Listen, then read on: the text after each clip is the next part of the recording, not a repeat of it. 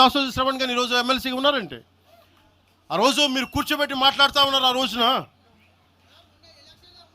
ఈరోజు కాంగ్రెస్ నాయకులు ఎవరో మాట్లాడుతూ ఉన్నారు, నువ్వేమి ఎలా వస్తావు చూస్తామని. ఇలాంటి ప్రగల్భాలే వైఎస్ రాజశేఖర రెడ్డి గారు ముఖ్యమంత్రిగా ఉన్నప్పుడు కాంగ్రెస్ యువజన కాంగ్రెస్ వాళ్ళు ఇలాగే మాట్లాడారు. ఆ రోజున తన్ని తగలేసాం ప్రతి ఒక్కడు వచ్చిన వాళ్ళు గుర్తుపెట్టుకోకండి. ఆ రోజు నాకు నిలబడిన తెలంగాణ యువత నిలబడ్డారు, బస్తీలో నుంచి ఉస్మానియా నుంచి వచ్చిన వాళ్ళు నిలబడ్డారు. ఆ రోజున రాజలింగం గారికి తెలుసు. ఆ రోజు కూడా చెప్పారు ఎలా వస్తుంది. నేను చెప్పా ఇలాగే ఇంటికి వస్తామని బెదిరించి, ఆఫీస్కి వస్తామని బెదిరిస్తే ఇంటి ముందు చైరేసి కూర్చున్నా. నాకు అలాంటి భయాలు లేవు. దేశం బాగుండాలి అంతర్గతంగా. ఇప్పుడు వేర్పాటువాదం మంచిది ఎక్కడ దాకా, దేశ సమగ్రత భంగం కలిగినంత వరకు. ఎవరు ఉండకూడదు, రాకూడదు, మీ గొంతులు తొక్కేస్తామంటే ఇది ఏమనుకున్నారు, భారతదేశం అనుకున్నారు లేదంటే పాలస్తీన్ అనుకుంటున్నారు మీరు అందరూ? ఇది భారతదేశం పాకిస్తాన్. మీ ఇష్టానికి రాకూడదు, మీ ఇష్టానికి ఏమనుకుంటారా మీరంతా? నా దేశం, నేను ఎక్కడైనా అడుగు పెడతా, నాకు రాజ్యాంగ పరంగా కల్పించిన హక్కు ఇది. ఇప్పుడు కాంగ్రెస్ నాయకులకు ఒకటే చెప్తున్నా, రాహుల్ గాంధీ గారు కానీ ప్రియాంక గాంధీ గారి దక్షిణ భారతంలోకి వచ్చి వైనాడులో పోటీ చేయొచ్చు. ఇందిరాగాంధీ గారేమో మెదక్లో పోటీ చేయొచ్చు. పివి నరసింహారావు గారిని ఎక్కడి నుంచి గెలిపించారు? తెలంగాణలో ఆయన ఓడగొడతారనే కదా ఆయన ఆ రోజున కొంచెం నంద్యాల పార్లమెంట్ నుంచి గెలిపించింది, ఆంధ్ర ప్రజలు కాదా గెలిపించింది. అప్పుడు ఆ రోజు తెలంగాణ నాయకుడిని చూసారా, మన నాయకుడిని చూసారా? ఆ రోజున ఏం బెదిరిస్తారా మీరందరూ కూర్చోబెట్టి? కాంగ్రెస్, మీరు చెప్పే వైసీపీ కాంగ్రెస్ నాయకులు, నేను దగ్గరుంటున్న మంగళగిరి దగ్గర ఇప్పటవనే గ్రామంలో కాంగ్రెస్ దిమ్మల్ని కూలిస్తే, మీ కాంగ్రెస్ దిమ్మలకి నేను కూర్చోబెట్టి ఆ రోజు మాట్లాడింది, నేను తిరిగి దిమ్మల్ని కూర్చోబెట్టి నిలబెట్టింది మేము, మీ కాంగ్రెస్ దిమ్మల్ని. మీరు కూర్చోబెట్టి మమ్మల్ని గురించి మాట్లాడతారా? అసలు కాంగ్రెస్ పార్టీ అనే దానికి ఒక పద్ధతి ఉందా? మీరు ప్రాంతీయవాదమా? కాంగ్రెస్ పార్టీ రాహుల్ గాంధీ కానీ, ఇంక్లూడింగ్ శ్రీమతి ప్రియాంక గాంధీ కానీ, I hope you would respond. I expect Mr. Rahul Gandhi and Ms. Priyanka Gandhi to respond on this. Your leaders, your so-called national party, you're behaving like, your Congress leaders are few Congress leaders, behaving like separatists. And Meeru, again you want to come into Andhra Pradesh and your Congress has to be there. You wanted to be there. What a contradiction. What a hypocrisy. ఏమి hypocrisy మీకు? ఎక్కడికి పోతాం? ఈ లెక్కలు అసలు భారతదేశంలో ఎవడైనా ప్రతి రాష్ట్రానికి వెళ్ళిన పాస్పోర్ట్లు తీసుకొని పోవాలా? ఎక్కడికి పోతున్నారు అందరూ కూర్చోబెట్టి? ఏం మాట్లాడతారు అంతా? మేధావులందరూ కూర్చొని పాసం యాదగిరి గారు ఉన్నారు, ఆయనంటే నాకు చాలా ఇష్టం, నాకు ఆయనంటే గౌరవం. ఆయనంటే ఇదే ఇంట్లో ఆయన కూర్చోబెట్టి ఒక 2-3 గంటలు మాట్లాడాను ఆయనతోటి, పాసం యాదగిరి గారితో. ఆయన వల్లే, ఆయన మాటల్లోనే వచ్చింది మాకు దామోదరం సంజీవయ్య గారి గురించి. దామోదరం సంజీవయ్య గారి గురించి మొదట దళిత ముఖ్యమంత్రి ఉమ్మడి ఆంధ్రప్రదేశ్, ఆయన గురించి మాట్లాడింది పాసం యాదగిరి గారి మాటల్లో మేము వస్తే దాని గురించి మాట్లాడాం. అలాంటి నేను గౌరవం చూపించే వ్యక్తి కూడా నన్ను తిడతా ఉంటే చాలా బాధ అనిపిస్తుంది. ఎట్టిపోతాం మేము? దేశం విడిచి పారిపోలేం కదా. నా నేల విడిచి ఈ నది, గోదావరి నది, కృష్ణా నది నేలను విడిచి పారిపోద్దా? పవన్ కళ్యాణ్ నేల విడిచి పారిపోతాడా? ఎక్కడికి పారిపోతాం మేము? ఎక్కడికి పారిపోం. ప్రజల మధ్య వైషమ్యాలు పెట్టకండి. తప్పు చేసిన నాయకులను చీల్చి చెండాడిన సంతోషం నేను కూడా మీతో గొంతు కలుగుతా. అంతేగాని కూర్చోబెట్టి కష్టపడి ఉద్యోగం కోసం, ఉపాధి కోసం వచ్చిన వాళ్ళకి దయచేసి భయపెట్టకండి. మేము ట్యాక్సులు కడతాం, దేశాన్ని ప్రేమిస్తాం, సమాజానికి అవసరమైతే మేము నిలబడతాం, ఎక్కడికి పారిపోలా. అలాంటిది కూర్చోబెట్టి బెదిరిస్తూ ఉంటే ఎంతకాలం బెదురుతాం? మీరు భయపెట్టే కొద్దీ గుండె గట్టిపడద్దు తప్ప భయపడదు, గుర్తుపెట్టుకోండి.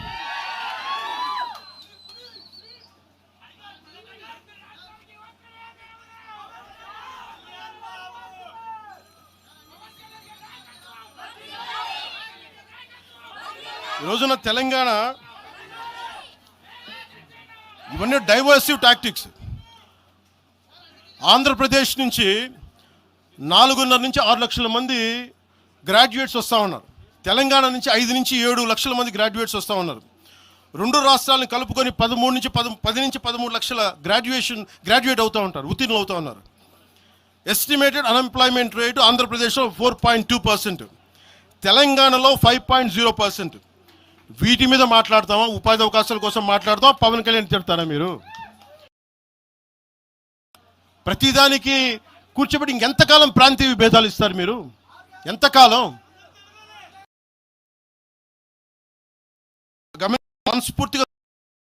మనస్ఫూర్తిగా 6 గ్యారంటీలు 6 సీట్లు మీరు మాట్లాడండి. తెలంగాణ యుద్ధం మీరు మాట్లాడండి, మీరు నిలబడండి, మీరు మాట్లాడండి. జనసేన పార్టీ 7 సిద్ధాంతాలు పుస్తకాల్లో చదివి వీటన్నిటికంటే కూడా తెలంగాణ నేల నేర్పించిన విలువలు ఇవి. వీటి కోసం మేము నిలబడే ఉన్నాం. ఇవేదో పుస్తకాల్లో రూపొందించిన సిద్ధాంతాలు కావి. తెలంగాణలో మేము చూసిన సామాజిక వాస్తవాల నుంచి పుట్టిన సిద్ధాంతాలు ఇవి.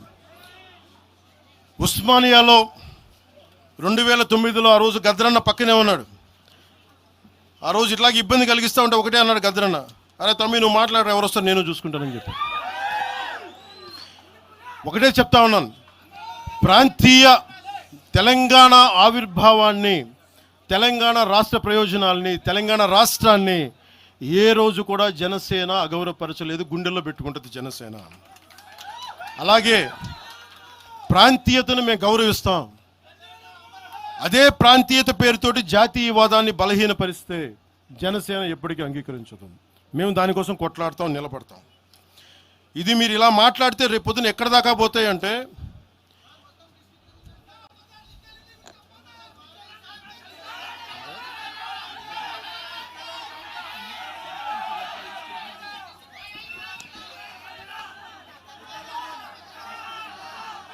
తెలంగాణ అంతా తిరగాలనా? 2008-9లో తెలంగాణ అంతా తిరిగినోడిని. మీరు నన్ను రమ్మని చెప్పండి, ఎందుకు నన్ను నేనే చెప్తాను.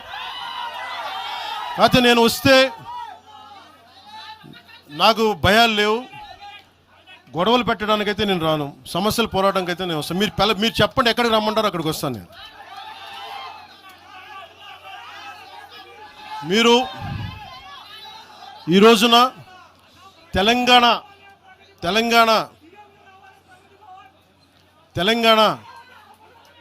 తెలంగాణకి సంబంధించి ఈ నాయకులు మాట్లాడే విధానంగా చూస్తే ఆంధ్రప్రదేశ్లో ఉన్న తెలంగాణ ఐఏఎస్లు కానీ ఐపీఎస్లు కానీ ప్రజలు కానీ తాడేపల్లిగూడెంలో ఈ మధ్యన తెలంగాణ డ్రైవర్లు పాపం ఇబ్బంది పడతా ఉంటే జనసేన ఎమ్మెల్యేనే కూర్చోబెట్టి అందరికీ ఆదుకున్నారు ఆయన. మీరు ఇలాంటి ప్రాంతీయతల మీద కనుక తీసుకొస్తే భారతదేశం సుస్థిరత చాలా దెబ్బతింటుంది. ప్రతిసారి మీరు ప్రాంతీయతలు తీసుకొని వీళ్ళు ఆంధ్ర వాళ్ళు, వీళ్ళు తెలంగాణ వాళ్ళు, వీళ్ళు మరాఠా వాళ్ళు, వీళ్ళు కూర్చోబెట్టి తమిళలో అంటే భారతదేశం అంతరంగిక భద్రత దెబ్బతింటుంది. మీరు ఇలాంటి మాటలు మాట్లాడితే భారతదేశం ఉగ్రవాదం కంటే కూడా ఇది చాలా డేంజరస్. కూర్చోబెట్టి ఎక్కడ దాకా మాట్లాడాలి ప్రాంతీయత గురించి చాలా చాలా జాగ్రత్తగా ఉండాలి. ఇలాగే మీరు కూర్చోబెట్టి మాట్లాడితే మటుకు ఆఫీసర్లు ఎవరు పనిచేయలేరు. ఇక్కడున్న జర్నలిస్టులు అడగండి, ఒక్కొక్కళ్ళు ఏ ప్రాంతాల నుంచి వచ్చారు, ఎంతమంది ఆంధ్ర వాళ్ళు, ఎంతమంది తెలుగు వాళ్ళు, ఎంతమంది పత్రికాధిపతులు ఆంధ్ర వాళ్ళు, ఎంతమంది పత్రికాధిపతులు తెలంగాణ వాళ్ళు, ఎంతమంది పత్రికాధిపతులు వేరే రాష్ట్రాల నుంచి వచ్చారు. మీరు మాట్లాడిన ఒకసారి.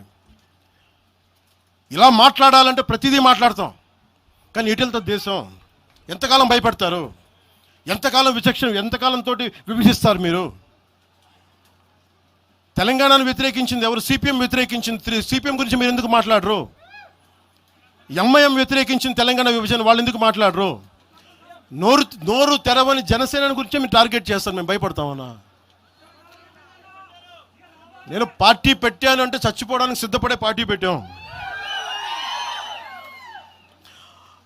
ఒక కాంగ్రెస్ నాయకుడు ఐ లవ్ పాకిస్తాన్ అని డిబేట్లో మాట్లాడే కాంగ్రెస్ నాయకుడు ఈరోజు మీడియా ముందుకు తీసుకొచ్చి పవన్ కళ్యాణ్ ప్రెస్ మీట్ పెడితే పీస్ అండ్ హార్మనీ దెబ్బతింటుందని కామెంట్ చేస్తూ ఉన్నారు. మనల్ని ఎవరు ఆపేది? అంటే వీళ్ళందరికీ ఐ లవ్ పాకిస్తాన్ అంటే వీళ్ళకి అసలు లోపటి నుంచి మొత్తం కదులుతూ ఉంటాయి అందరికీ. అంటే ప్రెస్ మీట్ పెడితే పీస్ అండ్ హార్మనీ, మీరు ఐ లవ్ పాకిస్తాన్ అంటే it's okay. When I want to do press addressing, then it's an issue for you. Law and order issue అది. పెహల్గామ్లో ఇంతమంది ఉగ్రవాదులు చంపేస్తే ఈ సోకాల్ కాంగ్రెస్ నాయకుడు ఎందుకయ్యా మాట్లాడలా? ఎందుకు మీరు నోరు మెదపలా? ఇప్పుడు కూర్చోబెట్టి మీకు ఐ లవ్ పాకిస్తాన్ వస్తుందా మీకు?